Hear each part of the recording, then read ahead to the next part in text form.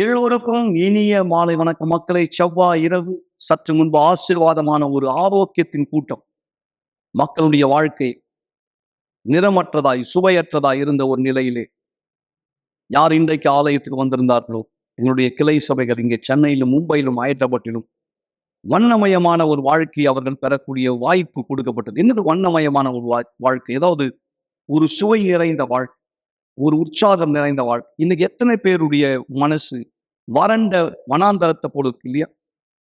அவர்கள் உள்ளத்துக்குள்ள அந்த உற்சாகமின்மை, வாழ்க்கையில ஒரு குழப்பம். என்ன நடக்கிறது என் வாழ்க்கையில? என் வாழ்க்கை எதை நோக்கி போயிட்டு இருக்கு? அடுத்தது என்ன? எத்தனை பேர் குழப்பத்தில் இருக்கிறார்? எவ்வளவு பெரிய கேள்விகளோட மக்கள் தன் வாழ்க்கையை நடத்தி கொண்டிருக்கிறார். பல பேர் வாழ்க்கையினுடைய முடிவு கட்டத்துக்கு இருக்கிறாங்க அந்த வயதுல. ஆனாலும் கேள்விகளுக்கான விடை இல்லாதவர்களாய், இன்னும் தொடர்ந்து கேள்விகளையே தேடி ஓடுகிறவர்களாய் அல்லது பதிலை தேடி ஓடுகிறவர்களாய் வாழ்க்கை முடிவில்லாமல் சென்று கொண்டிருக்கிறது. இப்பொழுது வாழ்க்கையில் என்ன சுவாரஸ்யம், வாழ்க்கையில என்ன சந்தோஷம்?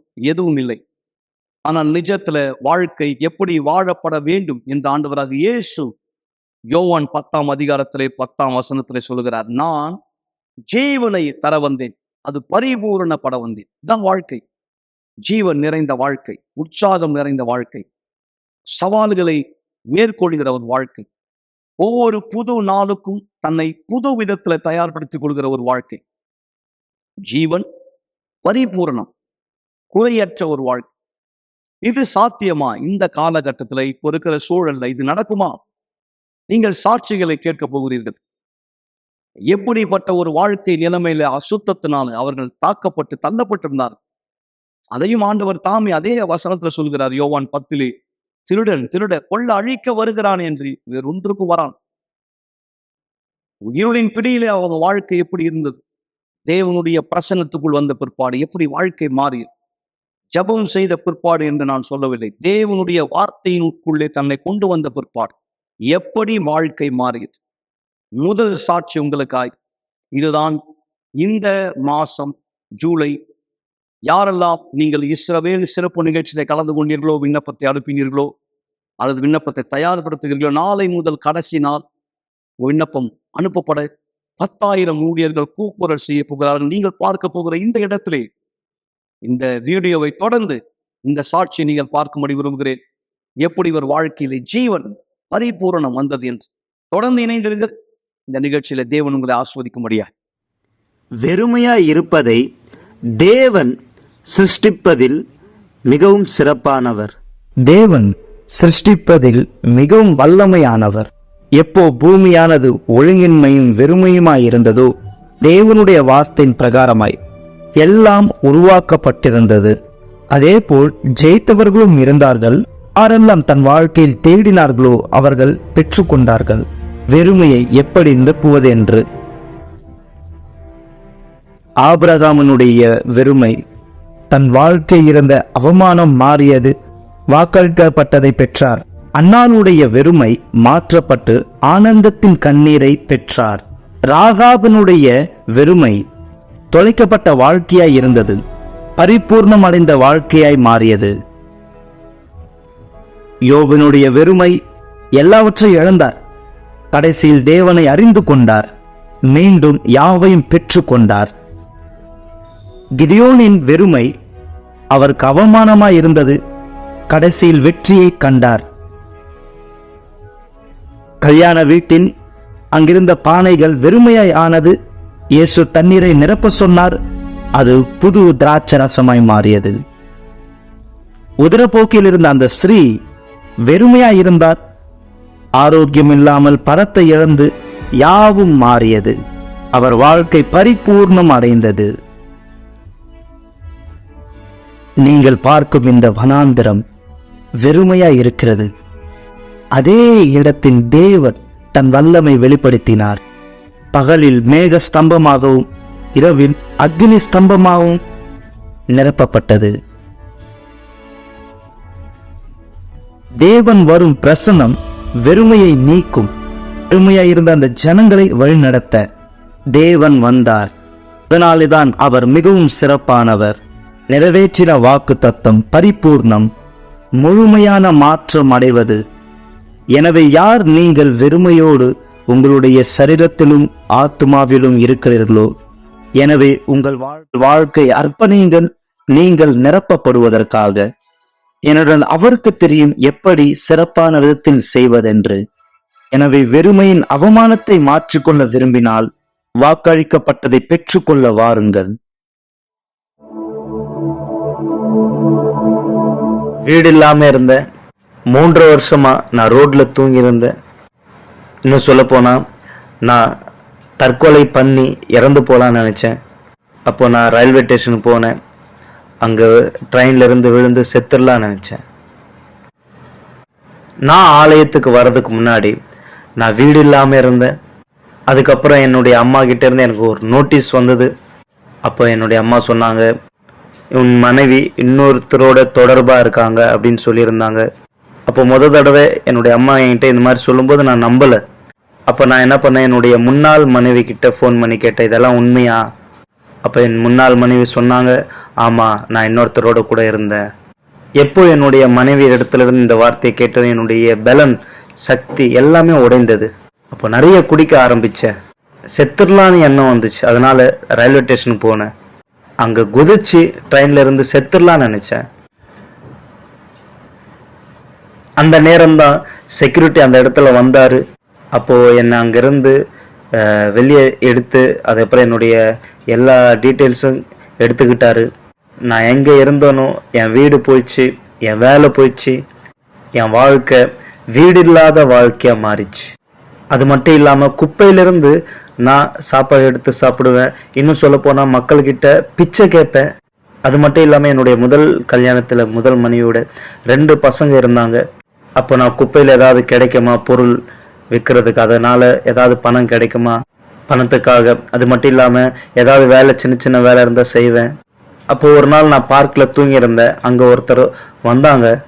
அப்போ அவங்க கேட்டாங்க, உன் வாழ்க்கை மாறணும் அப்படின்னு சொல்லிட்டு நீ விரும்புறியா? அப்போ நான் கேட்டேன், யார் என் வாழ்க்கையை வந்து மாற்றுவா? அப்போ அவங்க சொன்னாங்க, பாரு, இதுதான் உன் வாழ்க்கை மாறக்கூடிய இடம். ஆலயத்தினுடைய அட்ரஸ் கொடுத்துருந்தாங்க.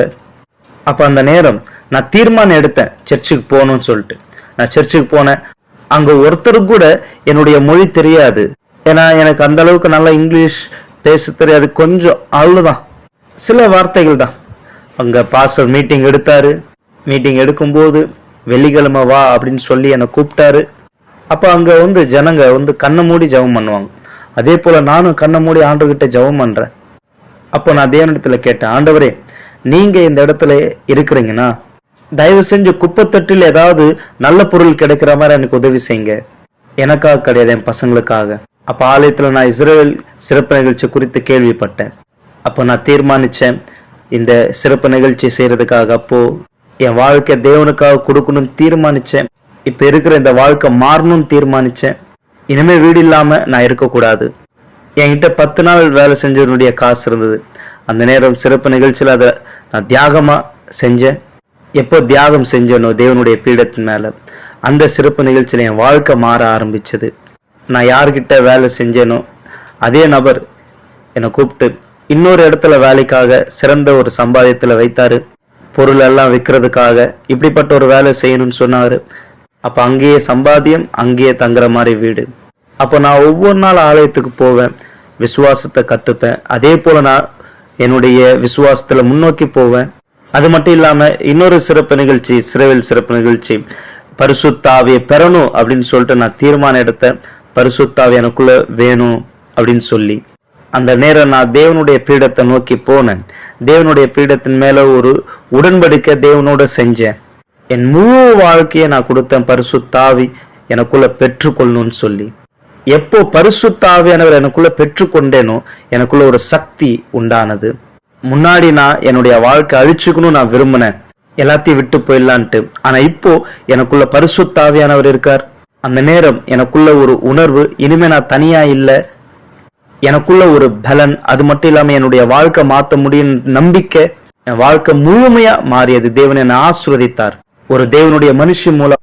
எப்போ நான் என் பழைய வாழ்க்கையை விட தீர்மானிச்சனோ, அதாவது என்னோட முன்னாள் கணவரை விட தீர்மானிச்சனோ, அந்த நேரத்துல நான் தேவனிடத்துல கேட்டேன். ஆலயத்துக்குள்ளாக ஒரு மனுஷன் என்னை போல தேவனுக்கு உண்மையா இருக்கிறவர் இருந்தா எனக்கு காண்பிக்கும்படியா அந்த நேரம் நான் விசுவாசத்தின் சிறப்பு நிகழ்ச்சி நான் பண்ணேன்.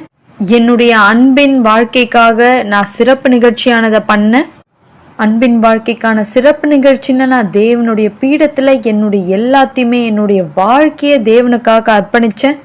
சில நாட்களுக்கு பின்பாக நான் அவரை ஆலயத்துல சந்திச்சேன். ஒரு ஈவெண்ட்ல அவரை நான் சந்திச்சேன். அப்போ நாங்க ஒருத்தர் தெரிஞ்சுக்க ஆரம்பிச்சோம். அவர் ஆலயத்துக்குள்ளாக ஆவிக்குரிய விதத்திலையும் அவருடைய பண வாழ்க்கையிலும் வளர ஆரம்பிச்சாரு. என் வாழ்க்கையில ரொம்ப முக்கியமான விஷயம் ஒன்னா இருந்தது. நான் தேவனை முதலாவது இடத்துல வைக்கணும். அது என்னுடைய வாழ்க்கையிலும் அவருடைய வாழ்க்கையிலும் நாங்க 2 பேருமே தேவனை முதலாவதாக இடத்துல வைக்கணும். என்னுடைய மனைவி தான் எனக்கு ஆசீர்வாதம். தேவன் எங்களை ஆசீர்வதித்தார். ஒரு புது வீட்டில். அது மட்டும் இல்லாமல் என்னுடைய 8 வருஷமா பசங்கிட்ட எந்த ஒரு பேச்சுவார்த்தை இல்லை. மீண்டும் பசங்க என்கிட்ட சேர்ந்தாங்க. இன்னைக்கு என்னுடைய மகள்களும் ஆலயத்துக்கு வராங்க. எனக்கு ஒரு நல்ல வேலை இருக்கு. இப்போ எனக்கு நல்ல சம்பாத்தியம் இருக்கு. நான் ரொம்ப சந்தோஷமா இருக்கேன். இது எல்லாமே தேவன் செய்தார். தேவனுக்கு நன்றி. நான் பெற்றுக்கொண்ட எதுவுமே சிறந்தது கிடையாது. என் வாழ்க்கையில பரிசுத்த ஆவியானவர் சிறந்தவர். முன்னாடி நான் செத்துடலாம்னு நினைச்சேன். இப்போ என் வாழ்க்கையின் எதிர்காலத்தின் திட்டத்தை நான் வழிவகுக்கிறேன். நான் தீர்மானித்தேன் இன்னும் அநேக ஆத்துமாவை காப்பாற்றுவதற்காக.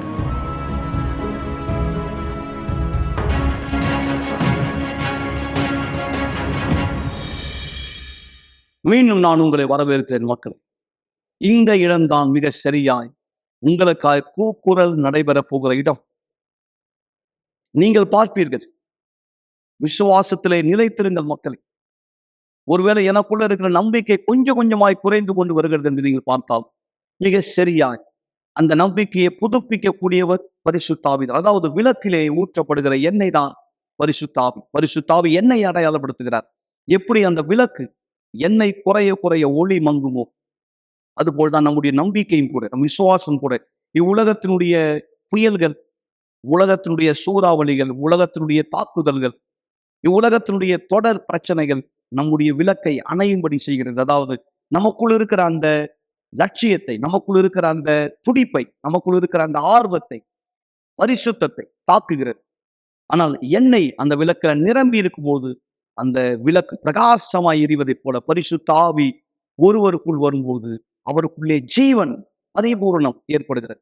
அமர்ந்து சரி, நான் பரிசுத்த ஆவியை பெற வேண்டுமானால் என்ன செய்வது, என்ன செய்யலாம்? பரிசுத்த ஆவி எனக்குள் வர விரும்புகிறாரா? பரிசுத்த ஆவி எல்லோருக்குள்ளும் வர விரும்புகிறார். அவரை உண்மையிலே விரும்புகிற எல்லோருக்குள். எனவே தான் ஆண்டவராக இயேசு தாமே சொன்னார், என்னை தேடுகிறவர் என்னை கண்டடைவார். முழு இருதயத்தோடு என்னை தேடுகிறவர். இதால் முக்கியம். முழு இருதயம். நீங்கள் பாதி மனசோடு அல்லது முயற்சிக்கலாம் என்ற ஒரு மனநிலையிலே அல்லது ஏதாவது ஒரு நாளைக்கு என்று யோசிக்கூடாது. முழுமையாய் நீங்கள் உங்களை கொடுத்து முழு மனதோடு அவரை தேடினால் நீங்கள் அவரை தேடுகையில் கண்டடைவீர்கள் என்ற வார்த்தை சொல்கிறது. வார்த்தை ஒருபோதும் பொய்யாவதில்லை. வார்த்தை சொல்கிறது, முழு இருதயத்தோடு என்னை தேடுகிறவன் என்னை கண்டடைவான். இந்த நேரத்திலும் இந்த நிகழ்ச்சியின் இறுதியை நான் உங்களுக்கு ஜெபிக்க போகிறேன். இந்த வீடியோவை கவனிங்க.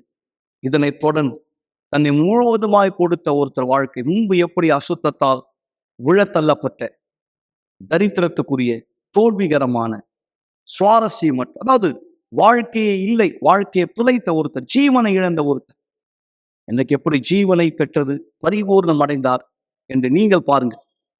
முழுமைக்கு முழுமை. நம் அனைத்திற்கும் இயேசு கிறிஸ்துவினுடைய அனைத்தும் தான் பரிசுத்தாவி. இப்போது இந்த வீடியோவை பார்த்த பிற்பாடு சாட்சியை தொடர்ந்து தண்ணீரை ஆயத்தப்படுத்துங்கள். நாம் ஜெபத்திலே ஒன்றிணைய போகிறோம். இதே ஆண்டவர் நீங்க இருக்கும் அதே இடத்திலே உங்களுக்கு செய்வேன். எங்களோட இணைய விரும்பினால் இந்த தானியேல் உபவாசத்தின் கடைசி நாளை புதன்கிழமை இரவு 7 மணிக்கு நீங்கள் விசேஷமாய் வரவேற்கப்படுகிறீர்கள். மேலும் விவரங்களுக்கோ விளக்கங்களுக்கோ தொலைபேசியிலே தொடர்பு கொள்ளுங்கள். வாட்ஸ்அப்ல செய்தி அனுப்பலாம். உங்களுக்காய் உதவ ஒரு ஊழியக்காரர் தயாரார்.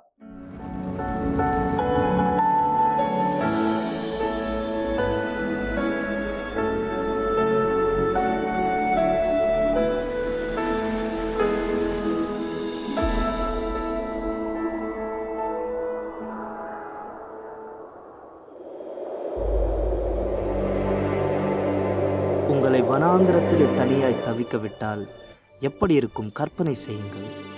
ஒரு துளி தண்ணீருக்காக தேடுகிறீர்கள், நாள் முழுவதும் கண்டடையவில்லை.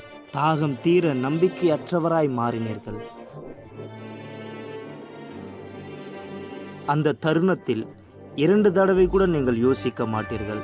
எதையாவது ஒன்று செய்ய வேண்டும் என்று, பாட்டில் தண்ணி கிடைக்குமா என்று யோசிப்போம்.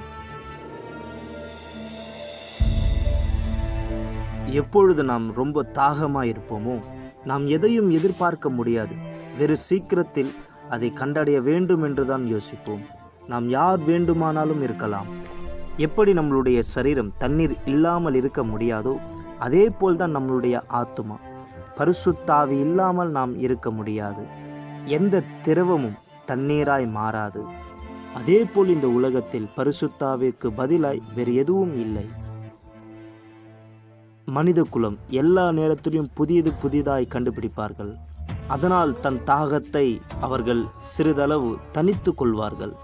அது எப்படி ஆகிலும் மனிதர்கள் இந்த உலகத்தினுடைய காரியங்களை தேடும் பொழுது தனக்குள் அவர்கள் வெறுமையாய் மாறிக்கொண்டே வருகிறார்கள். புதியதாய் வந்த மொபைல் போனை வாங்குவதற்காக அவர்கள் கடனில் சிக்கிக் கொள்கிறார்கள். வாங்குவதற்காக கடைகளுக்கு வெளியே வெளிச்சமாய் சில பொருட்களை வைப்பார்கள். எப்படியாகிலும் அந்த பொருட்கள் வாங்கின பிற்பாடு நீங்கள் அதன் மீது ஆர்வத்தை இழக்கிறீர்கள். பிற்பாடு குறித்து கொள்ளுங்கள். அநேக ஜனங்கள் குறை சொல்கிறார்கள். இதனால் மன அழுத்தத்தில் தள்ளப்படுகிறார்கள். மற்றவருக்கு நிறைய பணம் உண்டு, பிரபலமடைய விரும்புகிறார்கள். இன்னும் சிலர் ஒரு அழகான பெண்ணையோ ஆணையோ மனம் செய்ய விரும்புகிறார்கள். ஆனாலும் சந்தோஷம் இல்லை. அதேபோல் இயேசு கிணற்றண்டையில் ஒரு ஸ்திரீயை கண்டார். அவளும் அந்த சூழ்நிலையில்தான் இருந்தாள். அவள் 5 திருமணம் செய்து கொண்டால், சொல்லப்போனால் இப்பொழுது இருப்பவன் கணவன் அல்ல. ஆனாலும் அவளுக்கு ஒரு கவலை, தன் திருமண வாழ்க்கையில் சமாதானம் இல்லை என்று. அப்பொழுது இயேசு அவளுக்கு ஒரு வாய்ப்பை கொடுத்தார், தன் தாகத்தை தீர்த்து கொள்ள. யாரெல்லாம் இந்த தண்ணீரில் குடிப்பார்களோ மீண்டும் தாகம் அடைவார்கள். ஆனால் நான் கொடுக்கும் தண்ணீரோ ஒருவன் குடித்தால் அவன் மீண்டும் தாகம் அடைவதில்லை. ஆனால் அந்த தண்ணீரை நான் கொடுக்க வேண்டுமானால் அவனில் நிலைத்திருக்க வேண்டும். அப்பொழுது அவன் நித்திய ஜீவன் ஊற்றாய் மாறுவார். பரிசுத்தாவினுடைய தாகம் ஏதோ ஒரு வாய்ப்பினால் உண்டாவதல்ல. உலகத்தின் காரியங்களை நீங்கள் தவிர்த்துவிட்டு அவரை தனிப்பட்ட விதத்தில் நீங்கள் தேட வேண்டும். அப்பொழுது அந்த தாகம் பரிபூர்ணமாய் திருப்தி அடையும். ஆனால் இந்த காலகட்டத்தில் ஜனங்கள் இதை செய்ய தவற விடுகிறார்கள். இதனாலே தான் அநேகர் அவரை பெறவில்லை. அவர்கள் தீர்மானிக்கிறார்கள், பரிசுத்த ஆவியை விட என் கஷ்டங்கள் தீர்ந்தாலே போதும் என்கிறார்கள். இன்னும் அவர்கள் புரிந்து கொள்ளவில்லை. அவரை முதலாவது தேடினால் அவர்கள் ஆசீர்வாதத்தை தேடி ஓட வேண்டாம். ஏனென்றால் அவர்களே ஒரு நீரூற்றாய் மாறுவார்கள். அவர்கள் எங்கே போனாலும் ஜீவனாய் இருப்பார்கள். நீங்கள் யோசித்து பாருங்கள், 24 மணி நேரம் இந்த தண்ணீர் உங்களுக்கு கிடைத்தால் எப்படி இருக்கும் என்று. ஆவியினால் பிறந்தவர்கள் இப்படியாய்தான் இருப்பார்கள். தனக்குள் பரிசுத்த ஆவியை பெற்றுக்கொண்டவர்கள் சந்தோஷமானவராய் நித்திய ஜீவூற்றாய் இருக்கிறார்கள். அவர்கள் வாழ்க்கை பிரகாசிக்கிறது. எனவே நீங்கள் இந்த தருணத்திலிருந்து வேறு எதையும் விட அவரை முதலாவதாய் தேடுங்கள். இது சாகசமோ ஆவேசமோ அல்ல, பரிசுத்த ஆவி. வனாந்திரத்தில் தண்ணீரை தேடுவது போல் உங்களை மாற்றிக்கொள்ளுங்கள். யாரெல்லாம் நீங்கள் தாகமாய் இருக்கிறீர்களோ தோண்ட வேண்டும், நீரூற்றை கண்டடையும் வரை உங்கள் தாகத்தை தீர்த்து கொள்வதற்காக. இது எப்படி இருந்ததுன்னா, வனாந்திரத்தின் நடுவுல நான் தாகமா இருந்தது போல, என்னுடைய வாயில ஒரு துளி தண்ணீர் வைத்தது போல இருந்தது. ஆனா எனக்கு ஒரு துளி மட்டும் வேண்டாம், எனக்கு முழு தண்ணீரும் தேவை. என்னுடைய ஆத்துமா வறண்டு இருந்தது. இந்த அளவுக்கு தாகத்தோடு நான் தேவனை நோக்கி தேடினேன். பரிசுத்த ஆவியானவரை தேடுற அந்த தருணம் வரப்பொழுது என்னுடைய முழு பலத்தை நான் செயல்படுத்தினேன். எனக்குள்ளாக அப்படிப்பட்ட சந்தோஷத்தை நான் உணர்ந்தேன். அது என்னால கட்டுப்படுத்த முடியாத அளவுக்கு இருந்தது. எனக்குள்ளாக அந்த உறுதி இருந்தது. தேவன் அந்த நேரம் எனக்குள்ளாக அந்த முத்திரையை வைத்தார். பரிசுத்த ஆவியானவர் என்னை முழுமையாக மாற்றினார். முழுமையாக வழியும் ஒரு நீரூற்று போல. உங்களை பொறுத்தவரை நீங்கள் எப்படி? நீங்கள் தாகமாய் இருக்கிறீர்களா? இரவு முழுவதும் நான் ரொம்ப கஷ்டப்படுவேன். ஆவிக்குரிய பிசாசுனுடைய கிரியையினால பாதிக்கப்பட்டேன். நான் காலையில் எழுந்து கொள்ளும்போது என்னுடைய முகத்தில் எல்லாமே கீர்ன காயமாக இருக்கும். இன்னும் சொல்லப்போனால் நான் காலையில் எழுந்துக்கணும் அப்படின்னு நினைக்கும் போது என்னால் எழுந்துக்க முடியாது. ஏன்னா எனக்கு தூக்கமே இல்லாதபடி இருந்தது. நான் சிறு வயதாக இருக்கும்போது ஆலயத்திலிருந்து நான் வளர்ந்தேன். தேவனுக்குரிய விஷயங்கள் எல்லாமே எனக்கு தெரியும். விசுவாசம்னா என்ன, ஆலயத்தில் சொல்லக்கூடிய வாக்குத்தத்தங்கள் நம்புவேன். இன்னும் சொல்லப்போனால் பைபிளில் ஒவ்வொரு பாகமும் எனக்கு தெரியும். ஆனாலும் இதெல்லாம் தெரிஞ்சு என் வாழ்க்கையில் எந்த மாற்றமும் இல்லை. நான் எப்படிப்பட்ட நபராக இருந்தேன்னா, ராத்திரி நேரத்தில் தூக்கம் இல்லாதவனாக இருந்தேன். ஏன்னா எனக்கு ஆவிக்குரிய பிரச்சனைகள் இருந்தது. இரவு நேரம் வரும்போது பிசாசினுடைய கிரியைகள் என்னை தொந்தரப்படுத்தும். என்னால் நிம்மதியாகவே இருக்க முடியாது ராத்திரி நேரத்தில். நான் காலையில் எழுந்துக்கும் போது என் முகத்தில் ஃபுல்லாக கீறல் காயமாக இருக்கும். இன்னும் சொல்லப்போனால் நான் காலையில் எழுந்துக்கணும்னு நினைக்கும் போது என்னால் எழுந்துக்கவே முடியாது. ஏன்னா இன்னும் தூக்கம் பத்தல. அப்படியே நான் தூங்கிடுவேன் திரும்பவும்.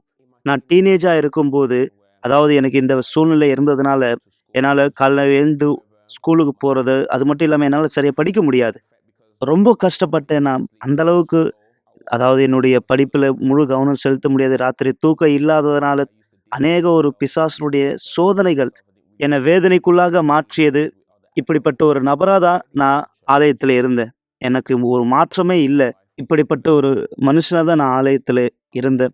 ஏன்னா என்னுடைய வாழ்க்கைக்கான காரணம் என்ன பார்த்தீங்கன்னா, என் வாழ்க்கை இன்னும் முழுமையாக நான் ஆண்டவருக்காக அர்ப்பணிக்கலை. நான் என்ன நினைப்பேன்னா, அதாவது என்னுடைய சொந்த பலத்தினால எல்லாத்தையும் சரி பண்ண முடியும் அப்படின்னு நான் யோசிச்சேன். ஆனால் உண்மையாக என்னால் முடியல. என்னுடைய நண்பர்களிடத்துலேயும் நான் போனேன். ஆனாலும் எதுவுமே எனக்கு பிரயோஜனமாக இல்லை. ஆனால் நான் பீடத்தை நோக்கி வந்தேன். தேவனுடைய பீடத்தின் மீது உடன்படிக்கை செஞ்சேன். அங்கே தான் எனக்கு புரிஞ்சது, ஒன்று எல்லாமே இல்லைன்னா எதுவுமே இல்லை. தேவனுடைய பீடத்தின் மேலே நான் இப்படிப்பட்ட உடன்படிக்கை செஞ்சேன். என்னுடைய சரீரபூர்வமான தியாகமும் அது மட்டும் இல்லாமல் பொருளாதார விதத்துலையும் நான் தியாகம் செஞ்சேன். நான் என்ன செஞ்சேன்னா, என்னுடைய வாழ்க்கையில் எதை மாற்றிக்கணுமோ ஒன்றொன்னா நான் லிஸ்ட்டு போட்டேன். அதை நான் மாற்றிக்கிட்டேன். எதெல்லாம் தேவையில்லாமல் இருந்ததோ எல்லாத்தையும் நான் எடுத்துட்டேன். எல்லாத்தையும் தியாகத்துக்காக நான் என்னை ஆயத்தப்படுத்திக்கிட்டேன். ஒருவேளை நான் தேவனுடைய பீடத்துக்கு வராமல் இருந்தேன்னா என்னுடைய வாழ்க்கை முடிஞ்சிருக்கும். ஆனால் எப்போ நான் தேவனுடைய பீடத்தை நோக்கி வந்தேனோ, தேவனை சார்ந்து இருந்தேனோ, என்னுடைய வாழ்க்கை மாற ஆரம்பித்தது. அது மட்டும் இல்லாமல் நான் தியாகம் செஞ்சதனுடைய நோக்கம் முக்கியமாக பரிசுத்த ஆவியை எனக்குள்ளே நான் பெறணும். தேவனுடைய ஆவி எனக்கு வரணும்னு சொல்லி நான் தியாகம் செஞ்சேன். எப்போ கர்த்தருடைய ஆவியை எனக்குள்ளே நான் பெற்றுக்கொண்டேனோ, எனக்குள்ள வித்தியாசம், எனக்குள்ளே இருந்த சமாதானம், ஏதோ ஒரு கிரியை என்னை விட்டு போன மாதிரி, என்னுடைய எல்லா பயத்தையும் ஜெயிச்சது போல, என்னுடைய வேதனையை ஜெயிச்சது போல எனக்குள்ள ஒரு மாற்றம் உண்டானது. அதனால தான் நான் பீடத்தின் மேலே தியாகத்துக்காக மேலே நோக்கி போனேன். பீடத்தின் மீது எப்போ நான் தியாகம் செய்வேன் அப்படின்னு பொருத்தனை செஞ்சேனோ, அந்த நேரத்திலிருந்து எல்லாமே மாறிச்சு எனக்கு. அவருடைய அபிஷேகம் எனக்குள்ளாக கிடைத்தது எனக்கு மிகப்பெரிய ஒரு நாளாக இருந்தது. இந்த ஒரு பெரிய நிகழ்ச்சி என் வாழ்க்கையை மாற்றியது. அந்த நாள் தொடங்கி என்னுடைய உட்புறத்தில் சமாதானத்தோடு நான் இருந்தேன். எனக்குள்ள அந்த அளவுக்கு சந்தோஷம், எனக்குள்ள அந்த அளவுக்கு சமாதானமாக இருந்தது. முன்னாடி இது போல் நான் இருந்தது கிடையாது. ஆனால் அந்த அளவுக்கு சந்தோஷமாக இருந்தேன். ஏன்னா கர்த்தருடைய ஆவி, பரிசுத்த ஆவி எனக்குள்ளே வந்தார். எப்போ கர்த்தருடைய ஆவியானவர் எனக்குள்ளே வந்தாரோ எல்லாமே மாறியது. அந்த நாள் இரவு தொடங்கி நான் நிம்மதியாக தூங்கினேன். எந்த ஒரு பிசாசனுடைய கிரியை என்னை தொந்தரவு செய்கிறது கிடையாது. இனிமேலும் உடம்பு கிரிக்கிறது எதுவுமே இல்லை. அதாவது என்னை முன்னாடி பார்த்ததை விட இப்போ பார்க்கும்போது நிறைய பேர் வித்தியாசமாக இருக்குன்னு சொல்கிறாங்க. நிறைய பேர் சொன்னது போல் என்னுடைய எதிர்கால ஆள் தான் முடிஞ்சிடுச்சு, என் வாழ்க்கை மாறாது அப்படின்னு சொன்னாங்க. ஆனால் இன்னைக்கு தேவன் என் வாழ்க்கையை மாற்றினார். என்னுடைய வாழ்க்கையில் நல்ல படிப்பு இன்னைக்கு இருக்குது. இப்போ நான் யூனிவர்சிட்டிக்கு போய் படித்து நல்ல ஒரு வேலையில் நான் இருக்கேன். கர்த்தர் எனக்கு உதவி செஞ்சார். அது மட்டும் இல்லாமல் தேவன் என்னுடைய அன்பின் வாழ்க்கையில் ஆசீர்வதித்தார். முதல் முறை நான் ஆண்டனியை பார்க்கும்போது எனக்கு என்ன தோணுச்சுன்னா, இல்லை இவர் எனக்கானவர் இல்லை அப்படின்னு தான் எனக்கு தோணுச்சு. ஆண்டனி எனக்கு சரியானவர் இல்லைன்னு நினச்சேன். ஏன்னா எனக்கானவர் எப்படி இருக்கணுன்ற யோசனை என்னுடைய சிந்தனையில் இருந்தது. ஆனால் உண்மையாகவே பரிசுத்த ஆவியானவர் தான் எனக்கு வெளிப்படுத்தினார். அது நியாயமானது இல்லை, நான் எதை பார்க்குறேனோ அதை வச்சு தீர்மானிக்க கூடாதுன்னு. அவருடைய இருதயத்தை பார்க்கணும். எது என் சரீர கண் பார்க்க முடியாதோ அதை தான் நான் பார்க்கணும். நான் அவர் உண்மையாகவே தெரிஞ்சுக்கணும். நான் அவரிடத்துல பேச தொடங்கியதுக்கு அப்புறமா என்னை பற்றி எனக்கு மோசமான உணர்வு இருந்தது. அவரை தெரிஞ்சிட்ட அப்புறமா நான் நினைச்சேன், இல்லை அவர் ரொம்ப நல்லவர், நான் தப்பா நினைச்சிட்டு இருந்தேன் இத்தனை நாள். அவர் விசுவாசத்தின் மனுஷன். அது மட்டும் இல்லை, அவர் ரொம்ப புரிஞ்சுக்கிறவரா இருந்தார், ரொம்ப அன்பானவரா இருந்தார். என் வாழ்க்கையில ஒரு தருணத்துல நான் ரொம்ப பிரச்சனையை சந்திச்சேன். அவரிடத்துல நான் வெளிப்படையா சொன்னேன். அந்த தருணத்துல அவர் சொன்னாரு, நான் உன் கூட இருக்கேன். எல்லா தருணமும் உன் கூட இருப்பேன். நம்ம 2 பேரும் சேர்ந்து போராடலாம். என்ன ஆனாலும் சரி, நான் உன்னை விட்டு கொடுக்க மாட்டேன். அப்பதான் சொன்னேன், ஆமா, இவர்தான் எனக்கானவர், சரியானவர். சரீரபூர்ணமான ஆதரவு மட்டும் இல்ல, ஆவிக்குரிய ஆதரவு கூட. அவர் தேவனிடத்துல என்னை நெருக்கமா கொண்டு போனார். தேவனுக்கு இன்னும் நெருக்கமா, தேவனோட உடன்படிக்கை இன்னும் பலமா மாத்த எனக்கு உதவி செஞ்சார். இதுதான் ரொம்ப முக்கியமானது. எனக்குள்ள உறுதி இருந்தது. அவர் கூட இருக்கும்போது நான் எப்பவுமே தேவனோட நான் ரொம்ப நெருக்கமா இருப்பேன்ற உணர்வு எனக்குள்ள இருந்தது. இந்த திருமணம் இப்ப சாத்தியமாச்சு. ஆண்டனிக்கும் எனக்கும் தேவனோட பீடத்தின் அந்த உடன்படிக்கைக்கு நான் நன்றி சொல்றேன். அதனோட பதில தான் நீங்க பாத்துட்டு இருக்கீங்க. எங்களோட திருமணம் ரொம்ப சந்தோஷமானதா இருக்கு. பரிசுத்தாவி இல்லாத நேரத்திலே என்னால் என்னை நம்ப முடியல. என் வாழ்க்கை தோல்வி அடையும் நான் நினைச்சேன். ஆனால் எப்போ நான் தேவன் கொடுத்த வழியில் நடந்தேனோ எனக்குள்ளாக மாற்றம் வர ஆரம்பித்தது. இன்னைக்கு எதெல்லாம் என்னுடைய வாழ்க்கையில் இருக்குதோ, பரிசுத்தாவி இல்லைன்னா எனக்கு எதுவுமே இல்லை. ஏன்னா இன்னைக்கு நான் தெரிஞ்சுக்கிட்டேன், இன்னைக்கு என் வாழ்க்கையில் கிடைச்ச எல்லாமே, எல்லாத்தினுடைய முதல் அடித்தளம் தேவனுடைய பீடம். எப்போ தேவனுடைய பீடத்துக்கு வந்தேனோ எல்லாமே மாறியது.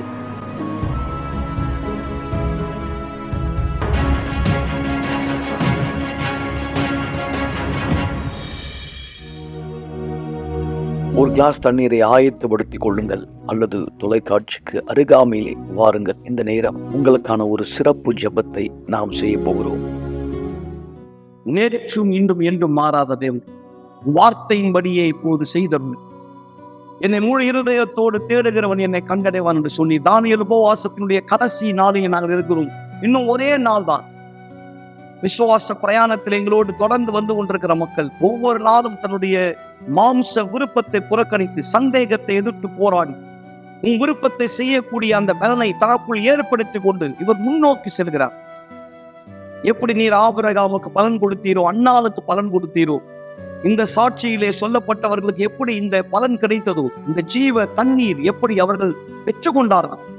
இந்த நிகழ்ச்சியின் ஜபத்தை கேட்கிற, விசுவாசிக்கிற, உண்மை வேண்டும் என்று எதிர்பார்க்கிற, தேடி கொண்டிருக்கிற ஒவ்வொருத்தரும் இந்த ஜீவ தண்ணீரிலிருந்து பருகுவார்களாய். அதன் அடையாளமாய் இந்த தண்ணீர் ஆசீர்வதிக்கப்படட்டும்.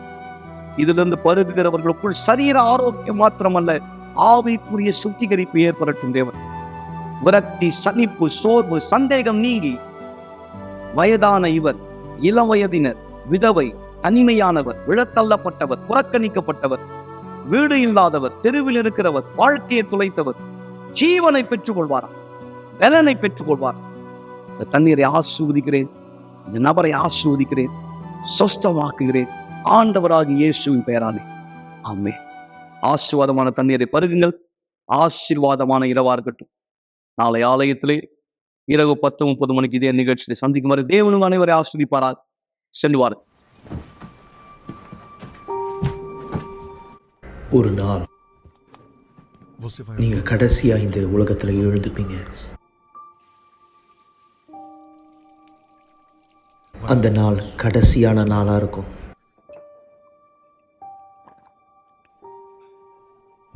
கடைசியா ஒரு முறை நீங்க காலை உணவை சாப்பிடுவீங்க.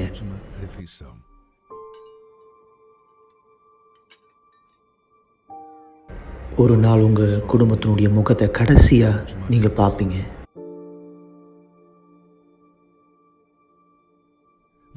உங்களுடைய கடைசியான வார்த்தையை சொல்லுவீங்க. உங்களுடைய கண்கள் கடைசியா ஒரு முறை சிமிட்டும்.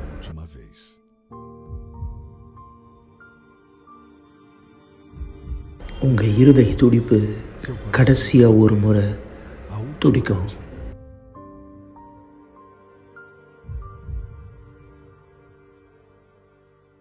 நீங்க கடைசியா ஒரு முறை மூச்சை இழுத்து விடுவீங்க.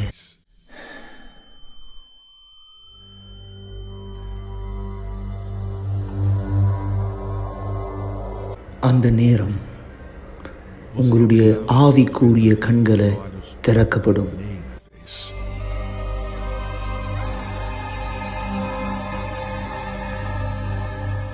அந்த நேரத்தில் நீங்க புரிஞ்சுப்பீங்க எந்த அளவுக்கு உங்களுடைய ஆத்மா உண்மையானது அப்படின்னு.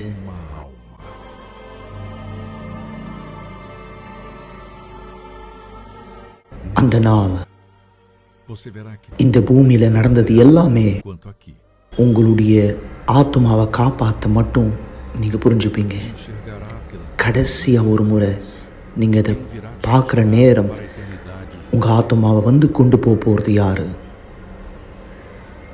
அந்த நேரம் É aquele. நீங்கள் யார்கிட்ட உங்கள் நேரத்தை கொடுத்தீங்களோ, யார்கிட்ட உங்கள் நாளை கொடுத்தீங்களோ, யார்கிட்ட உங்கள் விருப்பத்தை செஞ்சீங்களோ, யாரை நீங்கள் வணங்குனீங்களோ, Você decidiu servir. இந்த வாழ்க்கையில் இது உங்களை பதட்டப்படுத்துதா இல்லை இது உங்களை உறுதிப்படுத்துதா?